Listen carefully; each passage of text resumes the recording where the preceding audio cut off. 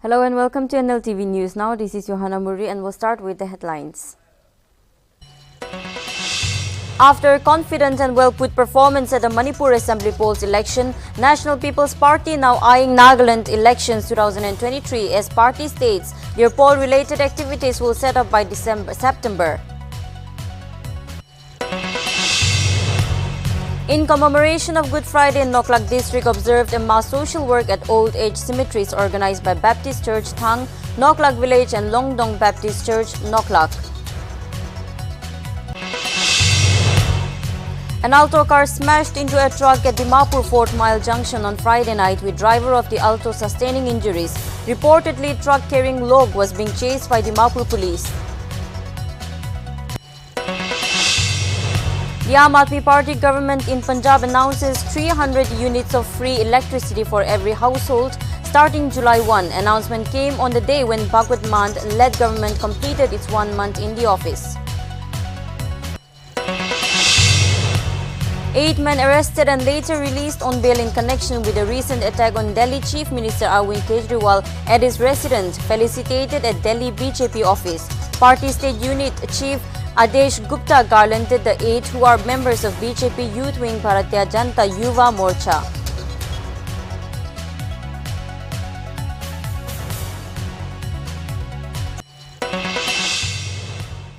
Now the news in details. National People's Party stated that the party now eyes the Nagaland 2023 elections following a well-put-together performance in the Manipur Assembly elections. NPP says that their poll-related activities will be set into motion by September period. NDPP Nagaland State President Andrew Ahoto Sema notified that the centre had pumped so much money into Nagaland and yet are yet to have a basic public infrastructure, he said. People are lying low, but they see good scope for them in NDPP because it is a sleeping lion. After NPP's performance in Manipur, the party outran Congress to become the principal opposition party in the state. Now with Nagaland set for the elections again, NPP has started their groundwork, stated Ahoto Sema. While taking a dig at the now ruling Chief Minister Nefirio, he addressed that the people of Nagaland has been waiting long enough to see the change. CM Rio, who spoke on change, is now almost 20 years now and people are waiting to see the change. Andrew Ahoto stated that the party has begun grooming potential workers to make them election ready while claiming that the party has received fields from some MLAs and ruling parties who are willing to join them.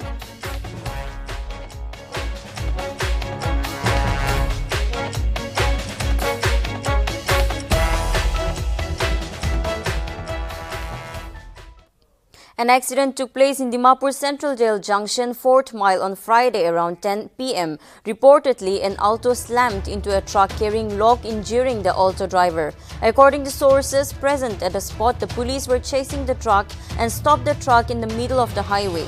Meanwhile, the speeding Alto lost its control and hit the truck from behind. However, police denied the testimony on the on-site sources, and when Nltv reporter inquired on the matter, police personnel refrained from speaking. Meanwhile, the injured driver of the Alto has been taken to referral hospital.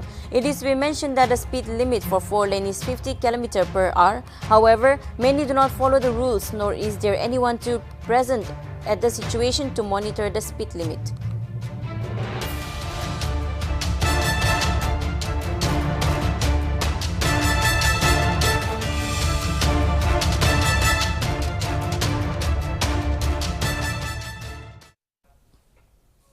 Mass cleaning of Old Age Cemetery was done at Noklak District on April 15th, Friday. In commemoration of Good Friday, mass cleaning is stated to be conducted for the second time in Kemunyan history, declaring Noklak village as plastic-free zone. The cleaning was organized by Baptist Church Thang, Noklak Village and Longdong Baptist Church, Noklak. Notably, in Noklak Village, the event was held under the initiatives of Women Department, Baptist Church Thang, along with Kemunyan Menu Holcomb Thang, Village Guards, Youth Department Thang, Students Union, church staff, Thang Public Organization, Thang Range Public Organization, Thang Public and citizens from Thang, marking Noklak as plastic-free zone. Whereas in Longdong Town Baptist Church, cleaning was initiated by church boards. In Noklak village, cleaning was done in 5 cemetery spots, whereas Longding Baptist Church observed cleaning in 1 cemetery spot.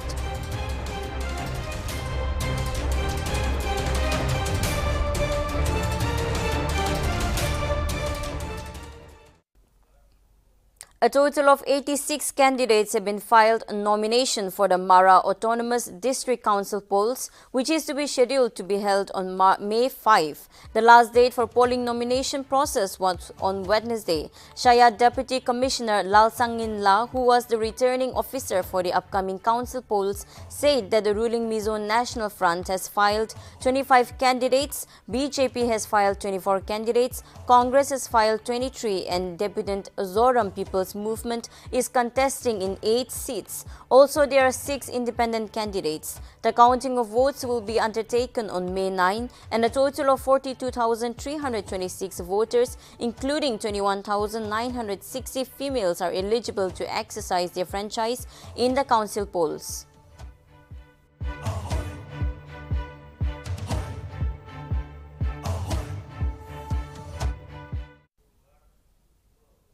The ruling Trinamool Congress in West Bengal is leading the Baliganj Assembly seat and the Asansol Lok Sabha constituency in the early trends, while the counting of votes for the by-polls is underway. TMC's Bubul Supriyo is leading by 8,109 votes in Baliganj constituency. Former Union Minister Shatrughan Sinha is also leading in the trends of counting of votes in Asansol constituency.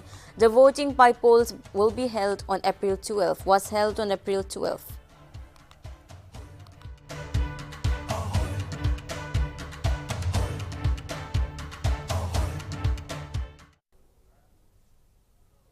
The Aam Aadmi Party government in Punjab on Saturday announced 300 units of free electricity for every household from July 1. The announcement came on the day when Bhagwant Mann-led government completed its 1 month in the office. Earlier, Mann met Delhi Chief Minister Arvind Kejriwal on Tuesday to discuss the scheme of providing free electricity to the people of Punjab and indicated in a press conference that the state government can make a big announcement soon.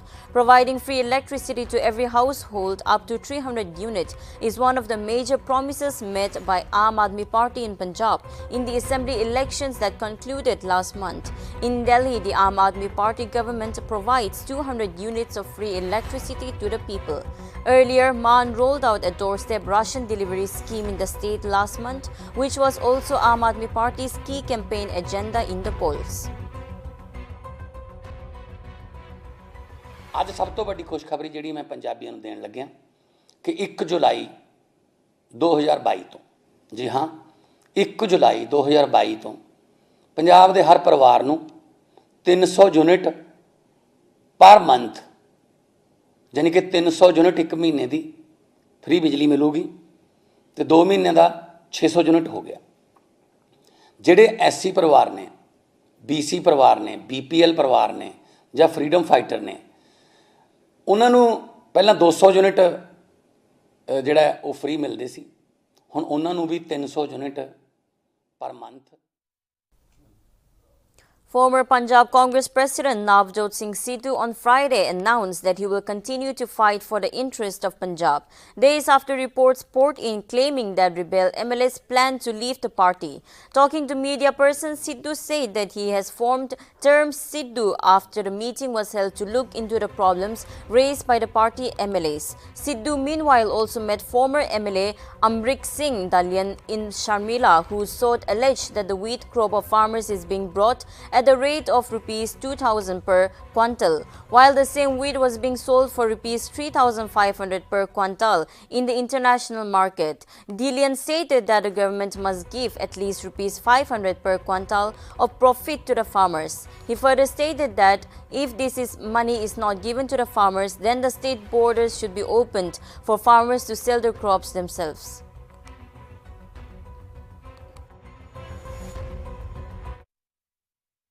मैं जिहड़ी गल कहना चाहुंदा ਜਿਹੜੀ हिंदुस्तान की सरकार दे लई भी ते पंजाब की सरकार दे लई भी अहमियत रखती है भी यूक्रेन ते रशिया की लड़ाई करके 25% कणक इंटरनेशनल मार्केट च घट गई। एक खला आ गया 25% एक घट गई, उत्थे लगी नहीं रही कणक।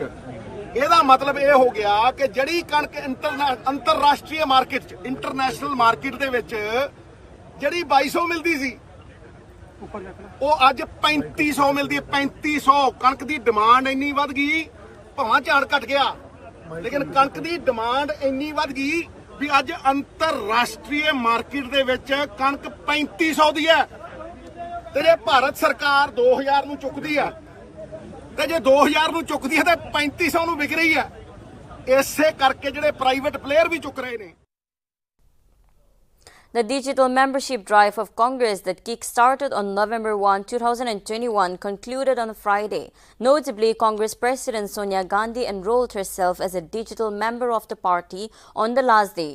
It is to be mentioned that Congress has added 2.6 crore members across all booths in assembly segments through the drive. Significantly, every verified member gets a digital ID card that is QR coded for authenticity.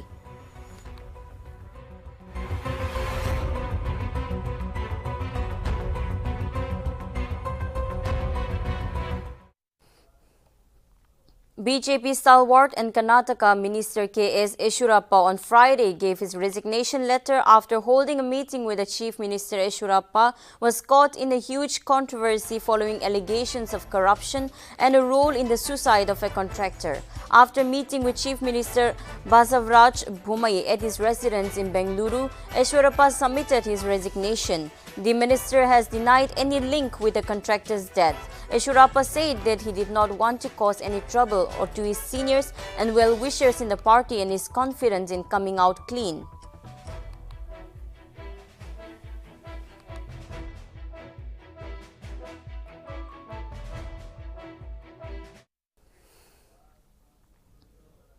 On Saturday, Prime Minister Narendra Modi unveiled a statue of Lord Hanuman in Morbi, Gujarat via video conferencing. Notably, Modi unveiled the 108-feet statue on the occasion of Hanuman Jayanti. The statue is the second of the 4 statues being built in the 4 directions across the country. As per of the Hanuman Chair Dhami project, meanwhile, the festival of Hanuman Jayanti is celebrated to mark the birth anniversary of the god Hindu by the devotees of Lord Hanuman.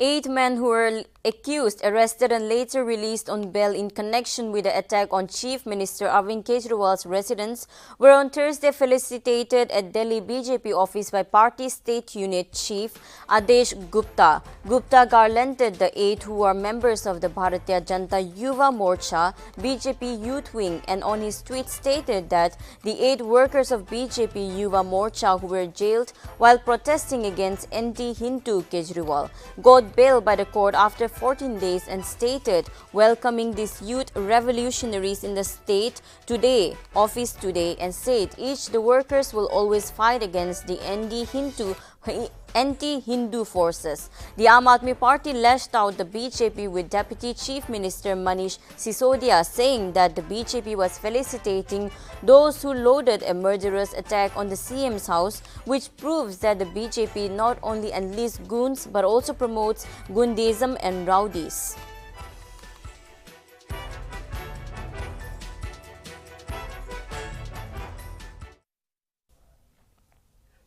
Prime Minister Narendra Modi on Friday spoke with General Secretary of the Communist Party of Vietnam, H.E. Nguyen Phu Trong, and exchanged views on religious and global issues, including ongoing crisis in Ukraine and the situation in the South China Sea in the telephonic conversation. The 2 leaders expressed satisfaction over rapid pace of wide-ranging cooperation under the Vietnam Comprehensive Strategic Partnership. They also complimented each other on the 50th anniversary and the establishment of diplomatic relations between the 2 countries.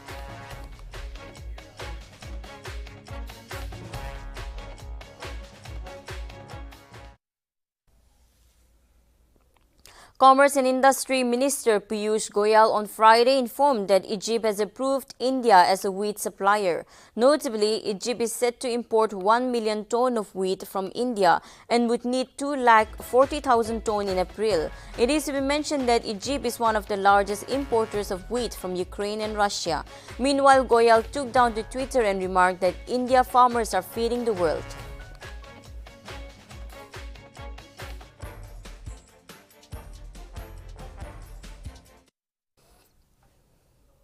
A 26-year-old woman allegedly strangled her 3-month-old daughter using a thread tied around the infant's neck after a quarrel with her husband at a residence in northwest Delhi, Hyderpur area. Deputy Commissioner of Police said that the accused Anjali Devi was arrested from the rented house in Hyderpur on a case under IPC Section 302 was registered. A senior police officer also said that Devi allegedly confessed her crime. However, the family of the woman has denied the claims of the police and refused to believe that Anjali Devi actually confessed.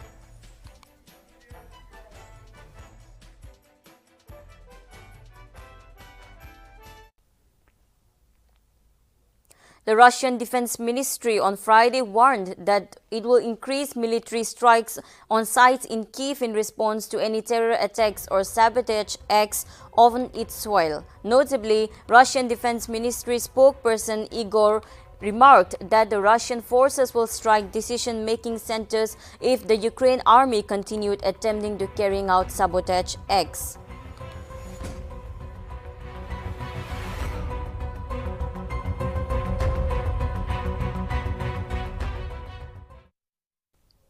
The European Union on Friday condemned the expulsion of the diplomats from the diplomatic mission in Moscow.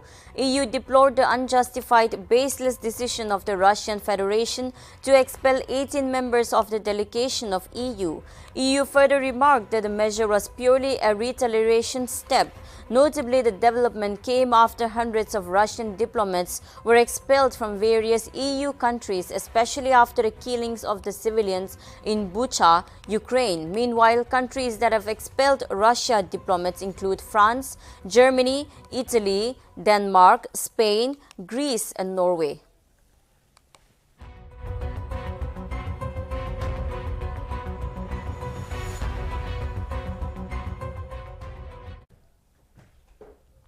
Russia pounded a Ukraine rocket factory after losing an iconic warship in the Black Sea on Friday. The Vizar plant near the capital international airport was seriously damaged. In the overnight strike by Russia's sea-based long-range missiles, 5 hits were reported at the Ukraine state weapons manufacturer.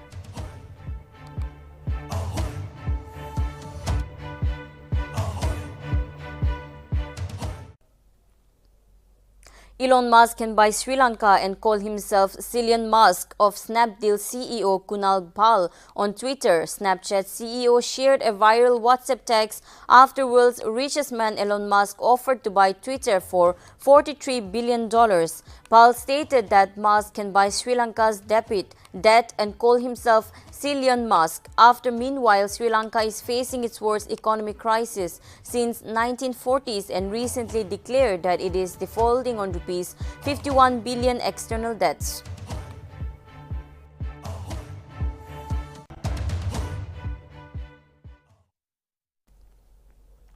Ukraine's delayed World Cup qualification playoff semi-finals against Scotland has been rearranged for June 1 by FIFA and UEFA. The match was due to be played at Hampden Park in Glasgow on March 24, but Ukraine's Football Association asked FIFA to postpone the quarter-finals following Russia's invasion. To accommodate the postponed playoff ties, UEFA has rescheduled National League fixture involving Scotland, Wales and Ukraine in June and September.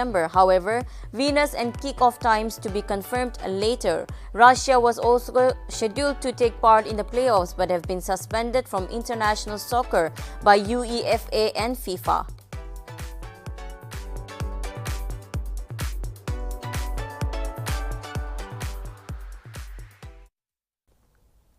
Ukraine Prime Minister denies Shimhal and top Ukraine finance officials will visit Washington next week during the spring meetings of International Monetary Fund and World Bank. Shimhal and Central Bank Governor Krylov are stated to meet bilateral with finance officer from the group of 7 countries and take part in a roundtable on Ukraine to be hosted by the World Bank on Thursday.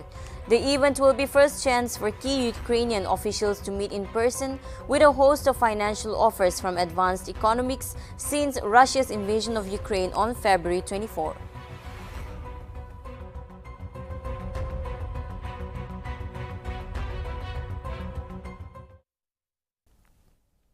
More than 150 Palestinians have been wounded in clashes with Israeli police inside Jerusalem Al-Moqsa Mosque compound on Friday. The Palestinian Red Crescent Societies claimed that most of the injuries were incurred by rubber bullets, stun grenades, and beating with the batons. The Israel police also claimed that clashes began after Palestinians began hurling stones and firecrackers at security forces. Notably, the clashes came at the time of highlighted Israel-Palestinian tensions. The latest outbreak in the recent upsurge of the violence had raised fears of a side-back to wider conflict. Reportedly, Israeli security forces have been high alert after a series of deadly Arab street attacks throughout the country over the past 2 weeks. Tensions this year have been highlighted in the part by Ramadan, coinciding with the Jewish celebrations of the Passover.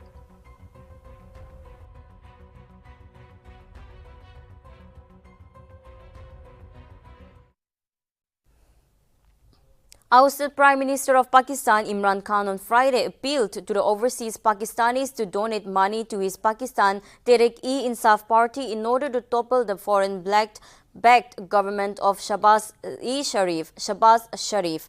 Ironically, Khan has asked overseas Pakistanis to donate to a party that is blaming America for overthrowing his government in Pakistan. In his video message on Twitter, he informed that the overseas Pakistani about Namazur.com website, which is collecting donations from them to topple the government of Shahbaz Sharif and hold new elections. He termed the campaign Haqiq Azadi and stated that corruption government forced upon 22 crore population of Pakistan. Khan also said that it was right of Pakistan citizens to decide on who would rule the country, either the PTI party or the corrupted Sharif family who has been in jail for 3 years and are facing corruption charges. Khan also stated that he wants the country to hold fresh elections where Pakistan citizens can decide their future.